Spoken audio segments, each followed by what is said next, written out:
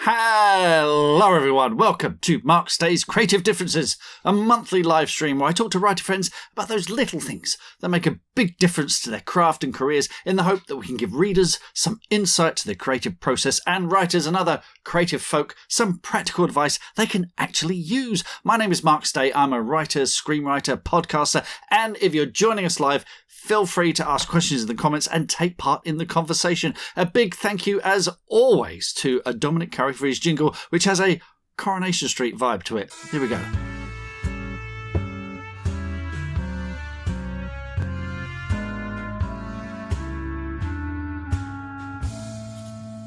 Thank you very much for that, Dominic. We've got people from Merseyside, got people from New Zealand, from all over the world. Just fantastic. I'm also asking people what they're reading at the moment. Gavin is reading Guards, one of my favourite Terry Pratchett novels. Thanks for that.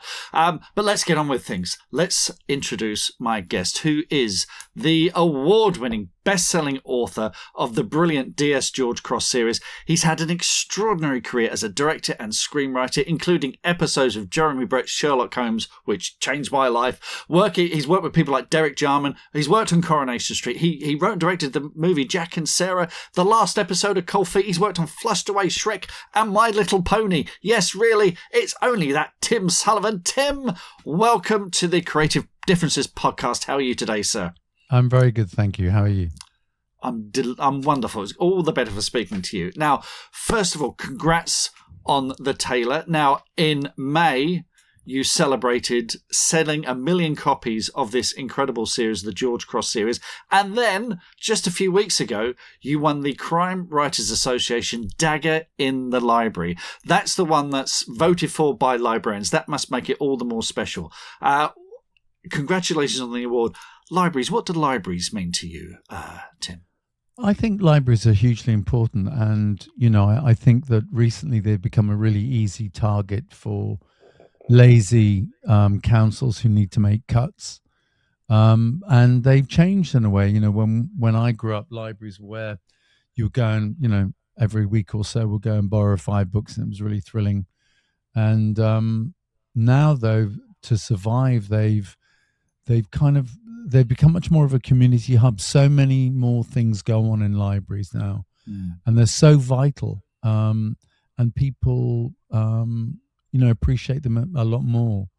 And and with the advent of computers, they're centres where people can go and use computers, as well as reading newspapers and magazines, and do yoga classes and Scrabble classes and all sorts of stuff. And it was great to win the award because it's voted for by librarians and readers, so it's really nice to know that George is kind of making his way through the library shelves of the United Kingdom. Wonderful stuff. Now, when young Tim runs into the library, say he's sort of 10 years old, goes into the library, what's the first section you would go to? Fiction and Billy Bunter.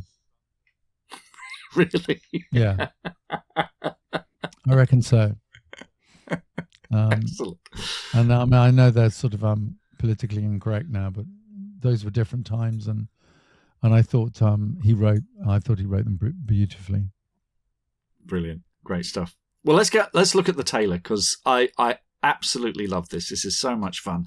In the Tailor, we meet George Cross again, who is this brilliant neurodiverse detective who, among other things, doesn't like being touched. There's a moment in this book where he has to be measured for a suit. Why do you do these things to poor George? And tell us what trouble he's got himself into this time. Well, because it's it's all real life, isn't it? And I try and portray how someone on the spectrum can find certain things difficult, things that we would normally navigate, and the neurotypical people would just get on with. But for the neurodivergent, it can be a challenge. And the thing about George is fascinated by processes.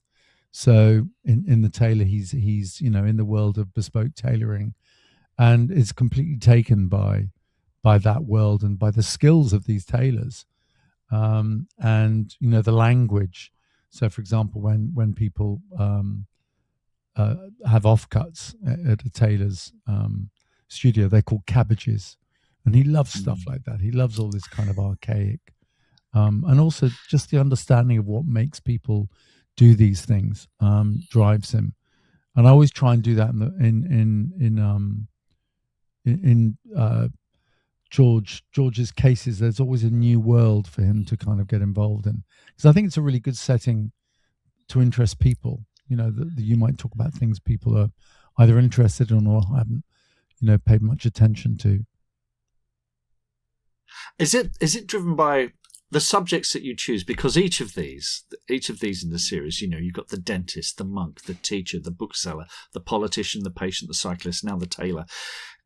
Are these your fascinations too? Are you sort of thinking, okay, I want to know everything about dentistry, so I'm going to throw George into this milieu, and I'm going to learn about this myself? Is it driven by your own obsessions?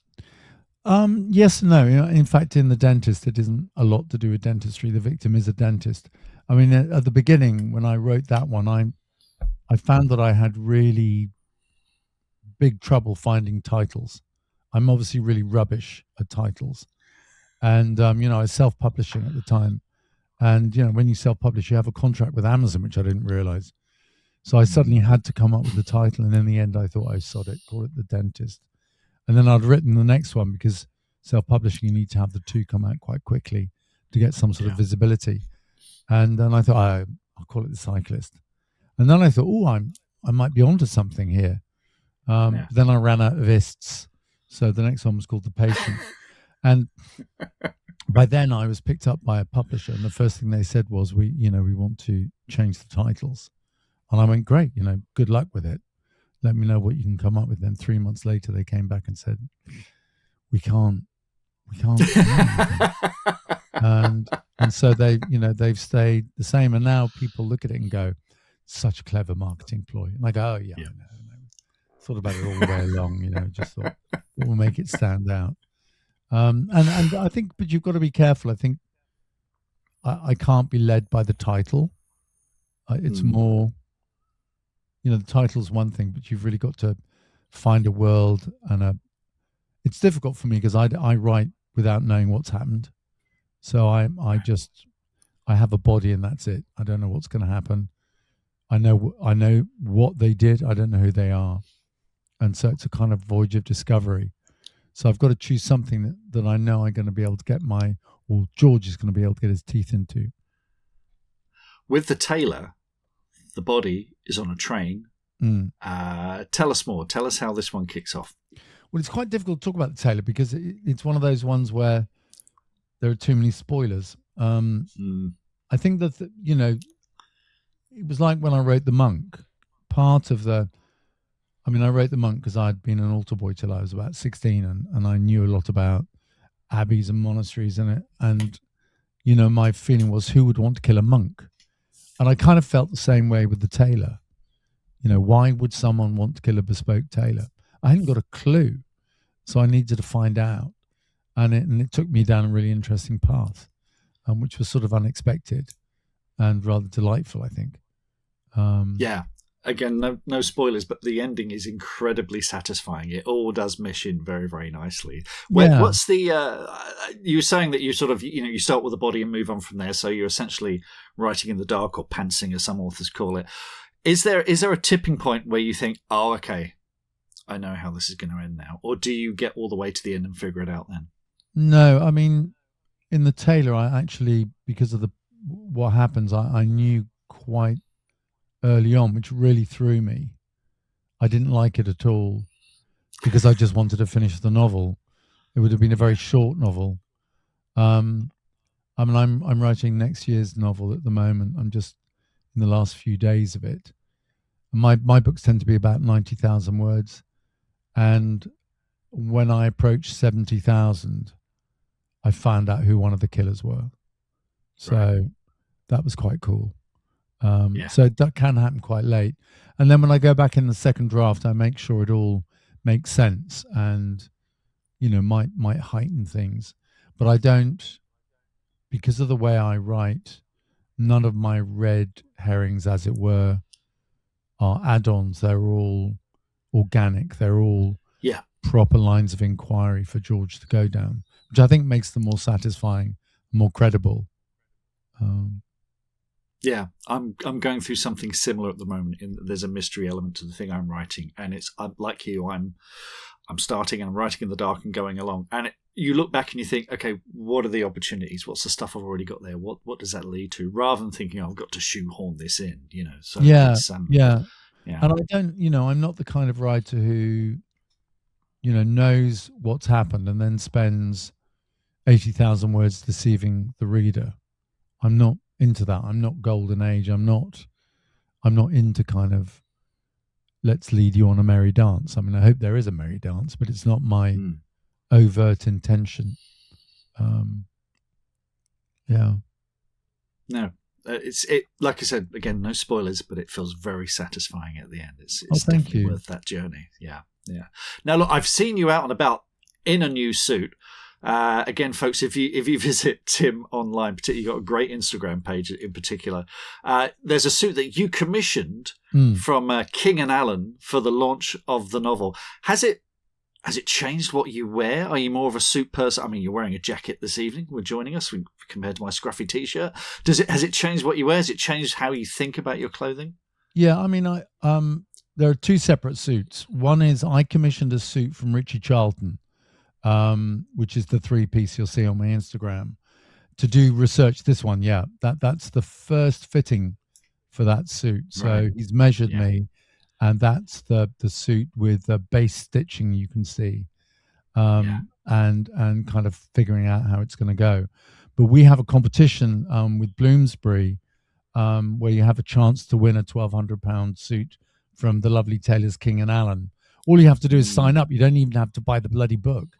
So there's an opportunity for you. But yeah, I mean, I kind of, when I came to writing crime fiction quite late, in my 60s. And one thing I did think, you've got to be quite visible. And I've spent my entire life in the creative industries, and I like clothes, but I've never had an opportunity to wear a suit. It just wasn't my thing. There are film directors like Paul Feig and Sam Raimi who wear suits. So when I started writing fiction, I thought, you know what, I'm going to wear suits. I'm going to become the bloke in the suit. And I thought, I looked around me at other male crime writers in the UK, and I thought, well, I might not become the best-selling novelist, crime novelist in the UK, but I think I could easily become the best dressed. So that's what I set out to do, and so that's my thing now. I like to wear suits, and whenever I'm out and about, I wear one of my suits. I have a small collection, 2 of which are bespoke, but the rest are off the peg. Yeah, I think it's a genius idea, because most of it, like me, I dress now like I did when I was 19 still. I found the look in 1993 and I stuck with it.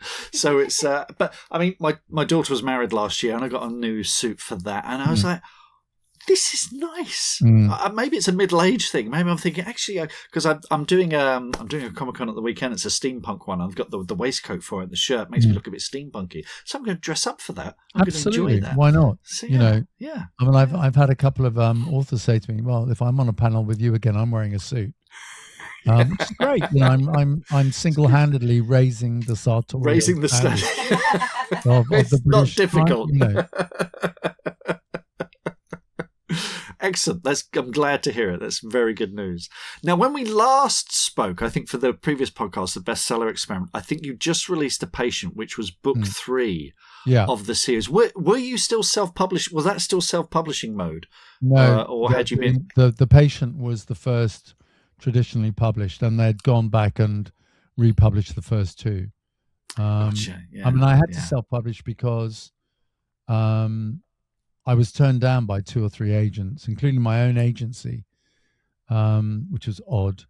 And I was asked whether I was autistic.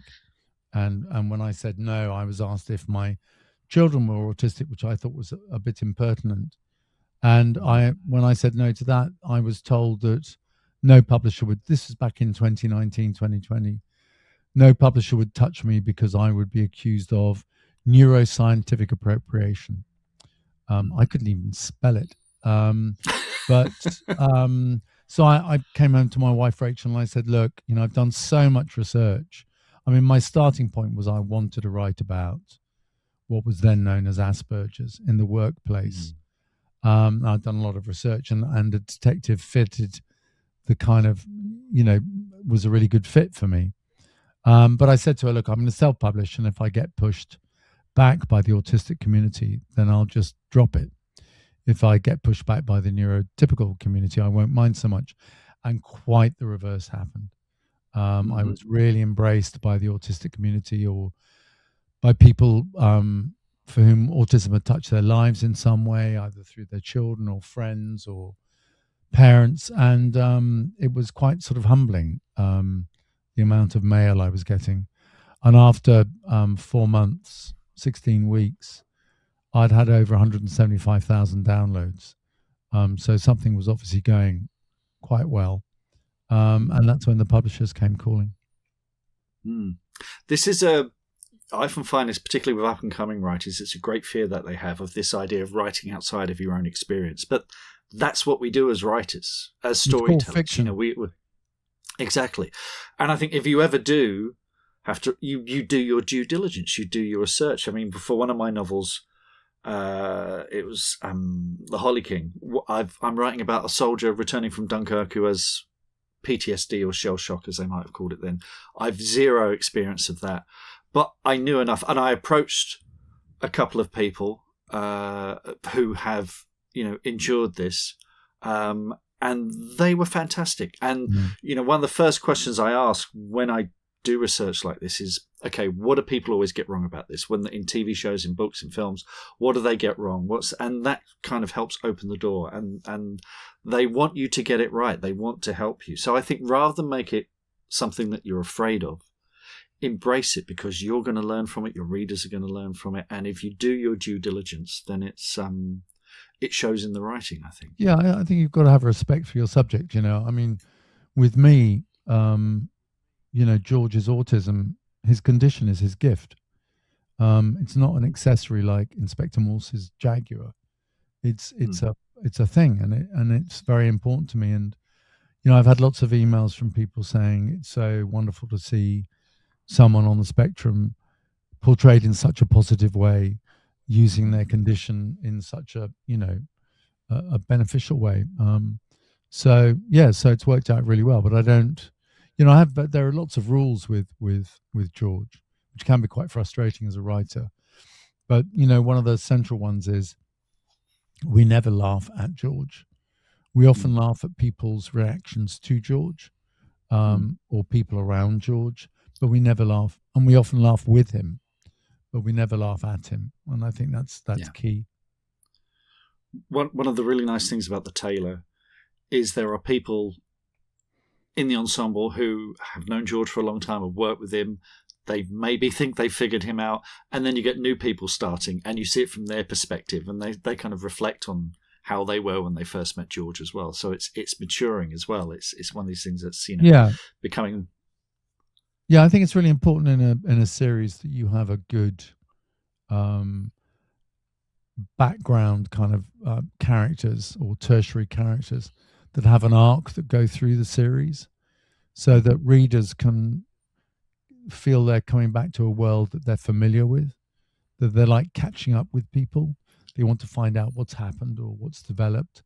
And, to me, I mean, character is king for me. And I hope that I've cracked that with George, that people come back for George, but they also come back for Raymond and Josie and the people that he's surrounded with. And I think that makes it a more satisfying read. I don't think crime fiction that's just crime after crime after crime will work as well for readers, as well as well-shaped characters. Absolutely. I mean, when I worked at Orion, I'd go to events with people like Ian Rankin and Michael Connelly, and you hear readers talk to them, and they'd never say, "Oh, I loved it when the guy was arrested at the end." They go, what did you do to Rebus this time? What did you do to Harry Bosch? You know, they are obsessed with the lives of these characters and the trials and tribulations you put them through. There's a wonderful bit in this one. And again, I want to go light on spoilers, but he does get kidnapped. And it is hilarious because he drives his kidnappers up the wall. Yeah, I mean, it's like, you know, hopefully, you know, it's proper jeopardy, but, you know, he is frightened, but he has to kind of, he deals with it in the way he deals with, you know, his life as a teenager at school. He takes the same coping mechanisms with bullies at school with his kidnappers, and it works well. I really loved writing that. Yeah, it shows, I think. It definitely comes across. Okay. Now, one thing I want to do before we go into our break is talk to you about the great sock controversy that's plagued your social media recently. Are you willing to talk about that? It's painful because the sock thing is, you know, I was really appalled to discover that I'd done some posts in my socks, which I think is really wrong. I don't think men of my age should post social media in their socks. I think it's distasteful, and I don't think people should be subject to that. Don't get me started on bare feet, because, you know, we'd have to end the interview quite quickly. But yeah, the socks thing, you know, and I've had quite a few comments because I do like a sock, but, you know, I have another thing as well when I go to do these events. You know, I have to make sure that there's no flesh between sock and trouser hem, because that just drives me nuts. Bare flesh just is not disrespectful. Yeah. So the sock thing has become quite troublesome and troubling for me, but hopefully we've got through it now. But thanks for bringing it up. Well, thank you for sharing that with us. You're very, very brave. Thank you. We're going to take a wee break now. I'm going to talk about the green room, because twice a month I run live sessions on Zoom where you can ask me questions about the craft of writing, your work in progress, or the business of publishing. The sessions are fun, informal, and chatty. You can send me questions in advance. They are recorded live and saved on Ko-fi for exclusive access to Green Room supporters. Now, we just had a special episode with best-selling thriller author Paul Austin Ardoin, where we talked about pantsing, plotting, writing commercial fiction, and kind of really useful information that can make a real difference to a writer's career. So that episode is going to go live soon. There's a little bonus episode, sort of taster for you folks, just to keep an eye out for that soon. But if you want to sign up to the Green Room, there's a QR code there on the screen if you're watching this on YouTube. If you're listening back on the podcast, there'll be a link in the show notes. It's all run over on Ko-fi. It's £20 a month. There's no long-term commitment or anything. And it's over the years now, it's matured into a really wonderful group of writers, all supportive, all, you know, uplifting. It's a really, really positive space. My goal is to be able to give you advice that's going to make a real difference to your writing and career. Because the way I see it, having worked in this industry as a salesperson, bookseller, author for over 30 years, I've made every mistake so you don't have to. Also, I got books, and you can buy them from all good bookstores if you wish, or if you want a signed and dedicated copy, pop along to my store at thewitchesofwoodville.com. Now, a quick update. I did think, last time I did the live stream, I did think the End of Magic trilogy was coming on audiobook at the 30th of June. The narrator wasn't available. He is now. It's now coming on 22nd of September. It's going to be worth the wait because Dan Kelly is the narrator, and it's going to be absolutely amazing. So I cannot wait to share that with you, good people. Okay, let's get back to our very, very special guest. And let me just get rid of that. Tim, I like welcome back. the idea of the Glean Room. I think I would subscribe to the Glean Room. We'd glean knowledge, wouldn't we? Yes. Yeah, I think it's great. The Green Room, yeah, it's a bit arty-farty. The Glean Room. Yeah. I'm coming to glean. I've clearly missed a trick there, haven't I? Yeah. I need to rethink my life and career. Let's get on to the regular questions, Tim. So, first one, what small thing has made a big difference to your creative process? What small thing? I think many years ago when I was writing screenplays, I decided to give myself a cutoff point of 4 p.m. that I would stop writing at 4 p.m. I wouldn't mean to say I'd stop working, but I'd stop actually writing. And when I did that, my productivity went through the roof. When I had this kind of, right, I will stop then, it really compressed the day in a way that gave me a kind of target, not of words, but of, which I don't believe in, but of time. And that really, really was helpful. So that's a small thing that really had a major impact.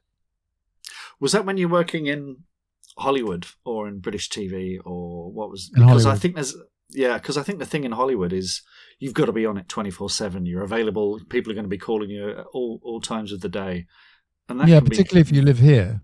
You know, Mm. I deliberately did not move to Hollywood. I mean, I spent a lot of time over there. But if you're here, you know, you can have script conferences at 10 o'clock at night. And so you've got to be ready for that. But that made a difference. The other difference was having the confidence to say, right, I'm going to continue to write longhand. I don't write on computers. Right. I write with fountain pens in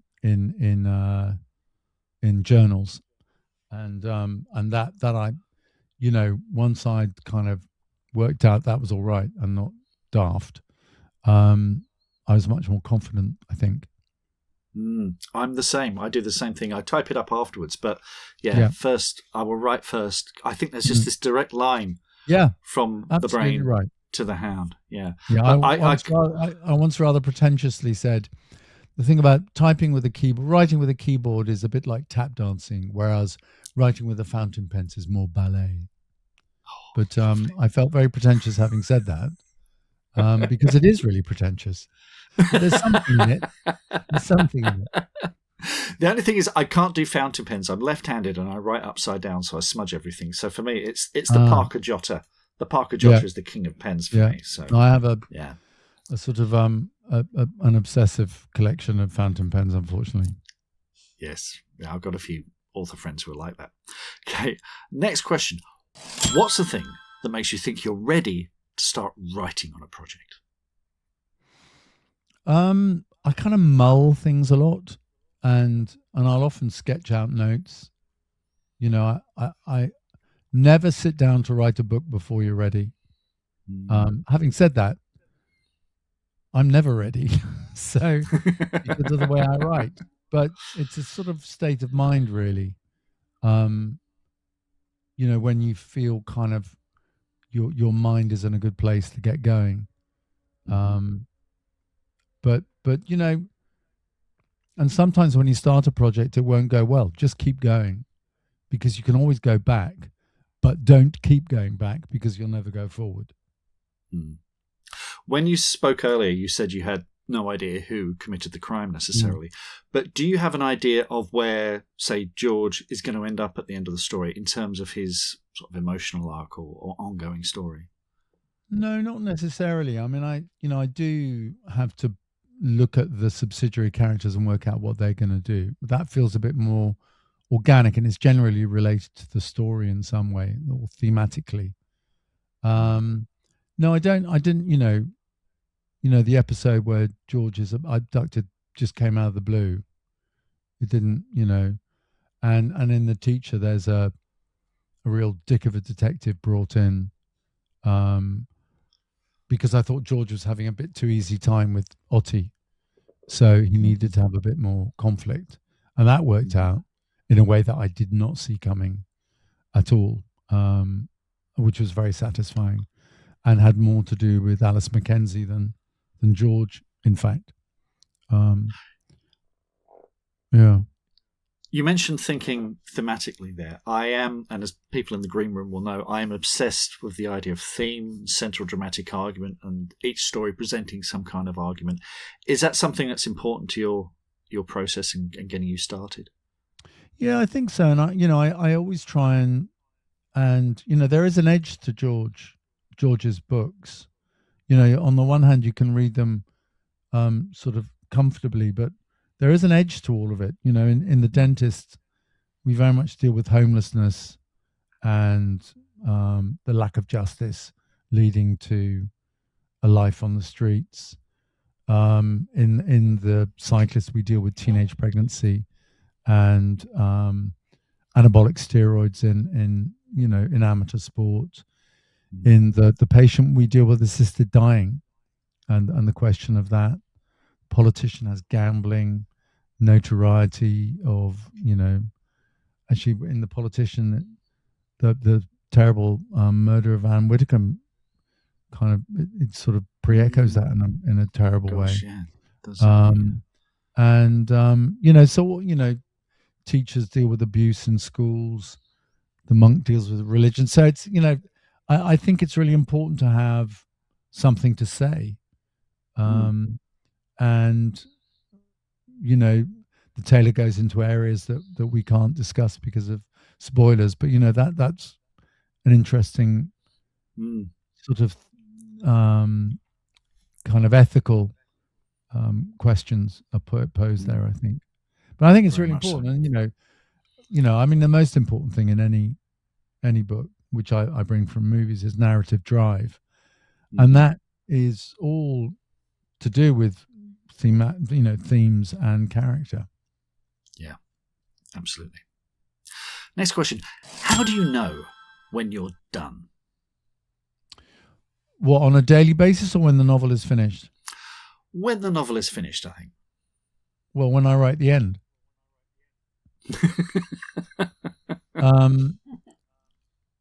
I don't know. I mean, you kind of the novel.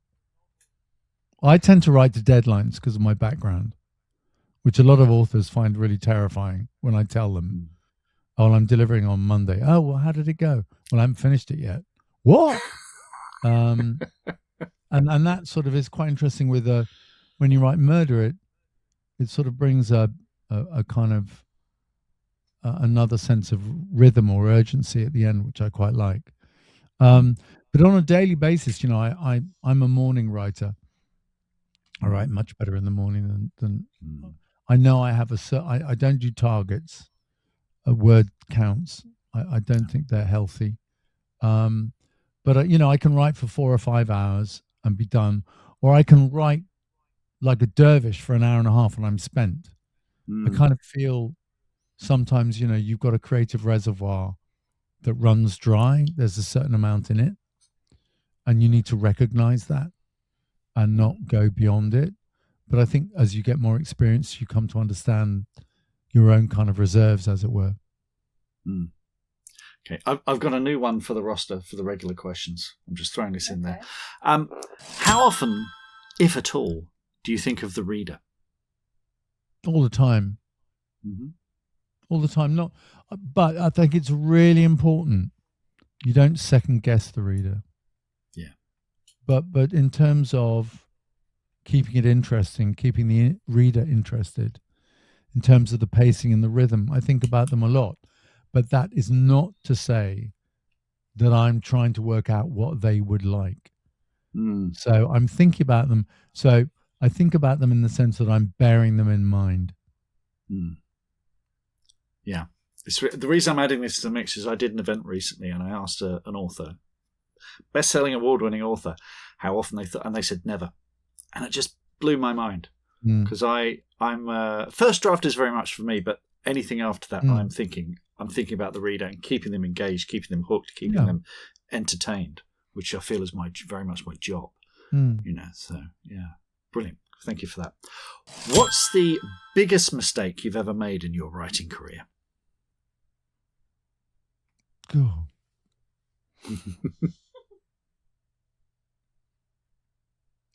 I can't. I don't know.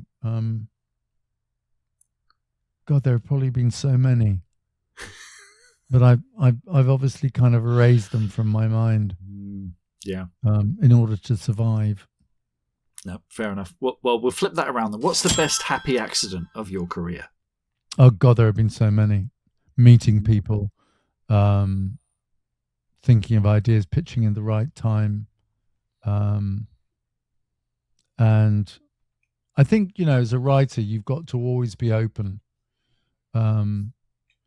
It's like being a director. When you're on set, you've got to. It's a kind of schizophrenic thing where you've got the biggest ego and the smallest ego at the same time.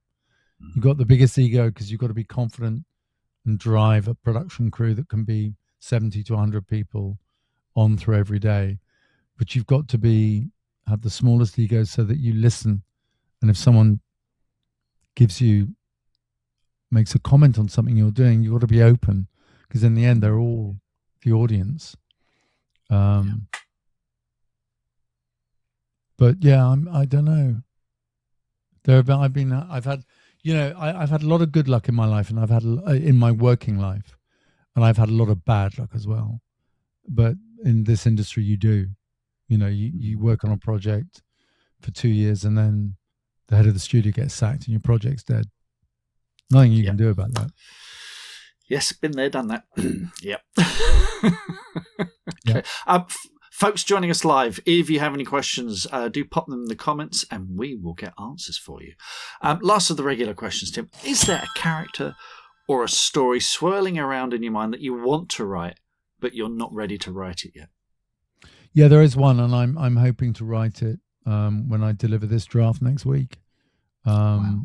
It's been swirling around for years, and it's a standalone with a potential for a series. But yeah, it's a novel set in Manchester where I spent 10 years. I think it's really good.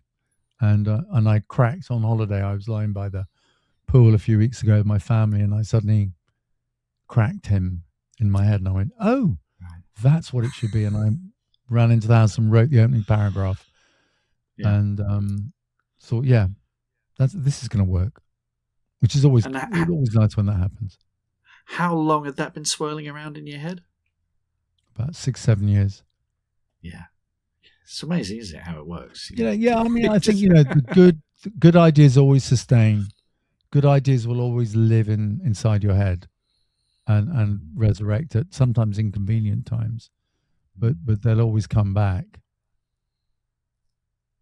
Right, folks. Emily, do we have any questions from the folks joining us live this evening? Okay. Rock Hopper 1. How do you write a murder mystery and try not to give away who the murderer is too early? Crikey, that's we could be here an hour talking about that. So, this sort of goes back to the fact that the way you write them, Tim, you don't necessarily know who the murderer is, do you? So the answer to that is that I don't know. So I have no chance of giving it away. And in fact, I was at an event with the politician, and someone said to me, "Oh, I knew who did it on page 142." To which I replied, "Well, congratulations, because I didn't." So that's quite an achievement. And as I say, I don't write in that way to know who the murderer is and desperately try not to give it away all the time. That's not the way it works for me. Yeah, it's legend has it that Agatha Christie would get 9/10 of the way through the. She's given everyone a motive for the murder, and then she stopped at 9/10, the penultimate chapter or whatever, and then decided who did it and went back and retrofitted everything. So yeah, I think that's perfectly valid. Well, who am I to say Agatha Christie was right? I will do that. I mean, I changed my mind in one book. At the end, I thought, no, I don't like that killer. So I changed it, went back and retrofitted a bit. It worked really well. Yeah, very good. Okay, any other questions then? Okay, so Steve Gowland, without giving away spoilers, what murder mystery have you come across and thought, oh, that's genius? I wish I'd thought of that. Actually, recently, what's the lady's name who won the Theakston a few years ago? Jo Callahan? The one who writes the detective with the partner who's AI. Oh gosh, I don't know that one. Oh no, this is terrible. We'll edit this out. Make a time code in. We can look it up. We're all Googling it. Yeah, Jo Callahan. Gotcha. Her first book was In the Blink of an Eye. In the Blink of an Eye. Yeah. And I thought that was really great. I thought the idea of the concept of having an AI partner was brilliant. I wish I'd thought of that. I came away thinking, bugger.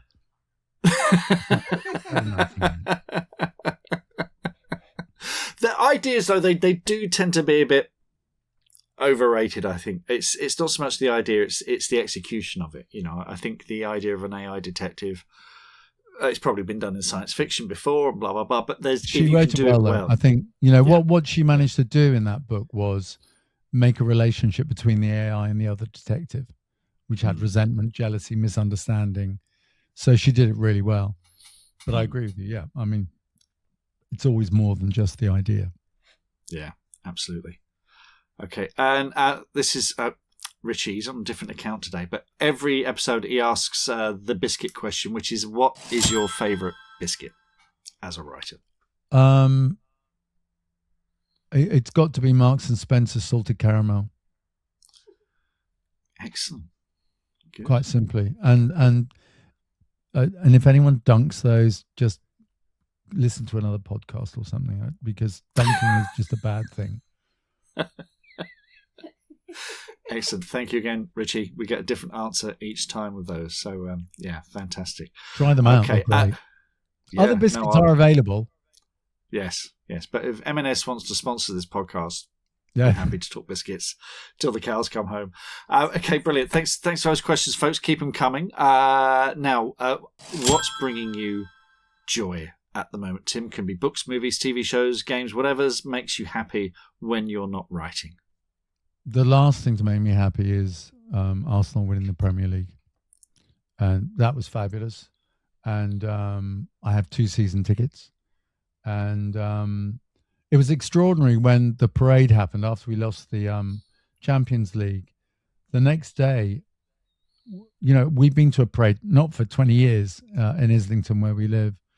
And you could just wander around and go and see them. This time, you could not get anywhere near the streets, and no word of a lie, there were over 1 million people on those streets. It was extraordinary, and it was almost like a reflection that not just Islington, but people in this country needed something good in this area to celebrate.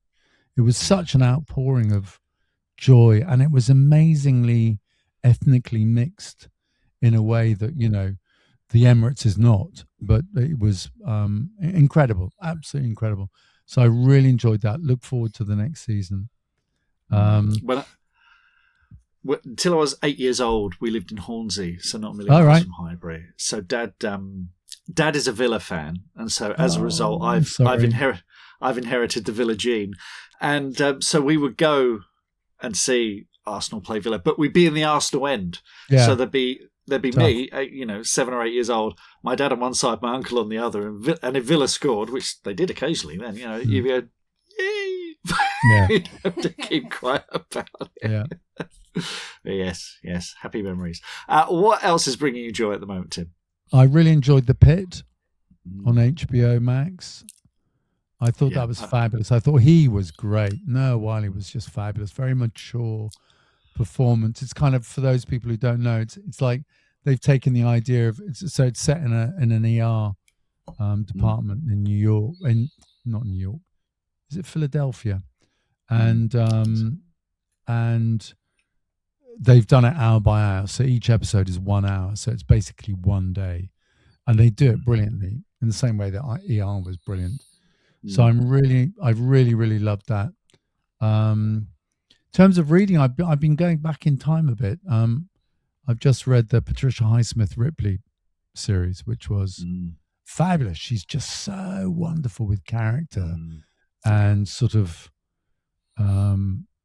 atmosphere and really kind of amoral central characters. Just fabulous. And John le Carre. I've been, and in a sense, the Tailor is in a sense a slight nod to John le Carre. And the thing with him, his prose is so good. I'd forgotten. I mean, he really, really is a wordsmith. He really, really writes really well. So, that's given me a lot of pleasure. And at the moment, I'm actually reading Bleak House. I thought I'd go and see how proper writers do it. It can be both inspiring and slightly depressing as well, can't it? When you come across, but I'm really enjoying it. I mean, I think you can really learn a lot from reading classics. Yeah. No, I read Jane Eyre over Christmas, and I just read Northanger Abbey. They still feel modern. They still feel relevant. They still feel timeless. Yeah. So excellent. Okay, the thing's giving me joy at the moment. I'm reading Habibi, which is this epic graphic novel by Craig Thompson, and it's about two orphans, a boy and a girl, and it's set in deserts and harems, and there are caravans moving through the desert, and you think it's set in some distant past, and it starts to reveal itself more and more about the world that they live in. This was recommended to me by Poppy in the Little Green Bookshop in Herne Bay, and I'm forever grateful. I'm about a quarter of the way through it. This is not a book. I mean, the illustrations are just stunning. This is not a book to be rushed. This is a book to read as slowly and indulge in it as much as possible. It's absolutely gorgeous. So that's Habibi, Craig Thompson. Absolutely. Have you read any of Simon Mason's crime books set in Oxford? No. He has two detectives, both called Wilkins, which is quite funny. Ryan Wilkins and Ray Wilkins. And that's a really good series. That's a new series set in Oxford. And he's really good. So I recommend those. Excellent. The other thing bringing me pure joy at the moment is Star Trek Strange New Worlds. Now, about a year ago, I stopped subscribing to Paramount, so I completely missed a whole season of this, and boy, have I missed it. I'm catching up on season 3 before season 4 lands in a few weeks. And the Rolling Stones, Foreign Tongues, that is the worst cover for any of their albums ever. But this, as a rock album, considering how old these guys are as well, has really got lead in its pencil. There's a standout track is called Mr. Charm. It just sounds like something they recorded in the 70s. Now, I saw them play in the 80s and 90s, and people dismissed them as over the hill back then, but boy, they've still got it. Mick, bless him, he's still moving about there. So hit them to the groove of the young people. The Rolling Stones is my big recommendation. Now, it's a great album. I've listened to it. Great album. Yeah, it's terrific. Absolutely terrific. So I really hope you've enjoyed this episode of Creative Differences. You're going to find all the links we discussed in the show notes for this episode and on the episode's webpage at markstay.creativedifferences.com. Huge thanks to Emily for production assistance, and to Kai for the edit, and Dominic Currie for the jingle. Let's have a listen to that one more time.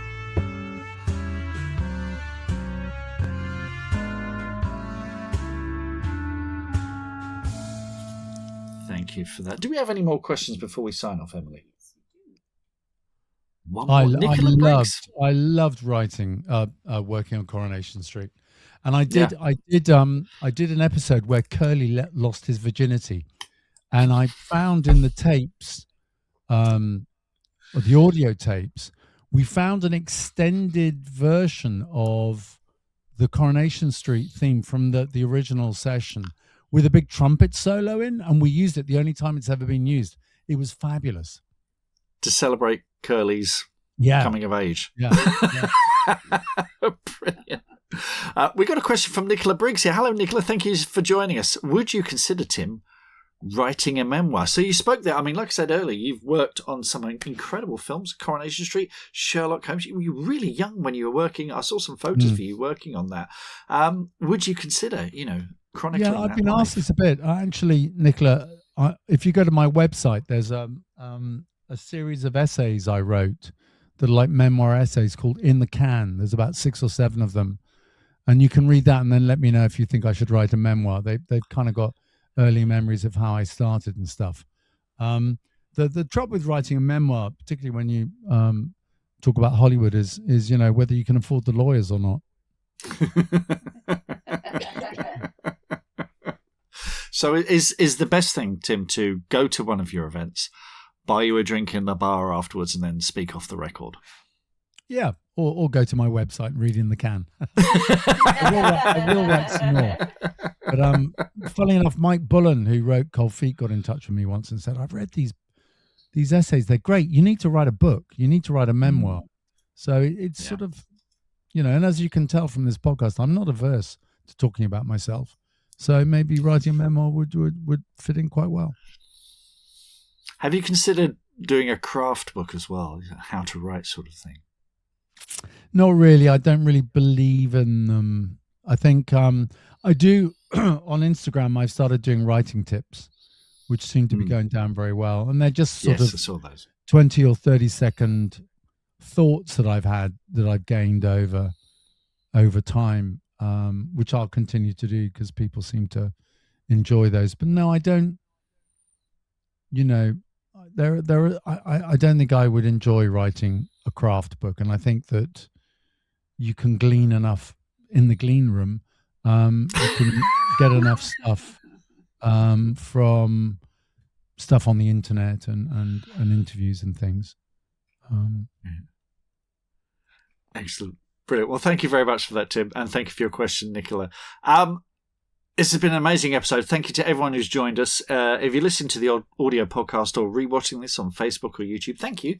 But we really missed you. And you're more than welcome to join us next month. Speaking of which, next month's special guest on Wednesday, 12th of August, is Ivy Niao. Now, Ivy is the award-winning author of The American Boyfriend, Heart of Glass, White Crane Strikes, Overboard, and more. She writes really gripping, page-turning fiction. She's also a musician, an expert on interior design. She's written books about that, and she could probably sell world peace. I mean, she's everything. She's definitely an author that you want to catch live, and she is a ton of fun. I've spoken to her before. So join us live Wednesday, 12th of August, 8 p.m. British summertime. And if you've enjoyed the podcast, things like ratings, reviews, that all really, really helps the spooky algorithms. But if you can just tell one person about this, if you can share this with one person, that word of mouth thing makes an absolutely huge difference. So please do that. And I've just seen a comment saying you could call your memoir Sullivan's Travails. But interestingly, there's a Preston Sturges movie called Sullivan's Travels, which is about the importance of writing, is it? Yeah. It's a fabulous movie. I'd really recommend seeing that, Sullivan's Travels. Yeah, brilliant film. It's one of these things that we think sometimes what we're doing might be a bit silly, might be a bit unimportant, but actually it's how I think, art, we make sense of the world. When I was younger, I really wanted to remake that with Hugh Grant in the lead, but it never came to anything. Oh, that's a shame. That would have been great. But I've just been to see, I went to see The Odyssey. One of the oldest stories there is, and of course you watch it, you think, oh, this is all very familiar because pretty much every writer has stolen from it at some point or another, and it just reminds you of the power of storytelling, of the thing that we do, and there's nothing more moving than a really, really good story. So wow, let's pat ourselves in the back. End on a high. Well, thank you so much for joining us, folks, and until next time, happy writing, reading, and being different. Take care.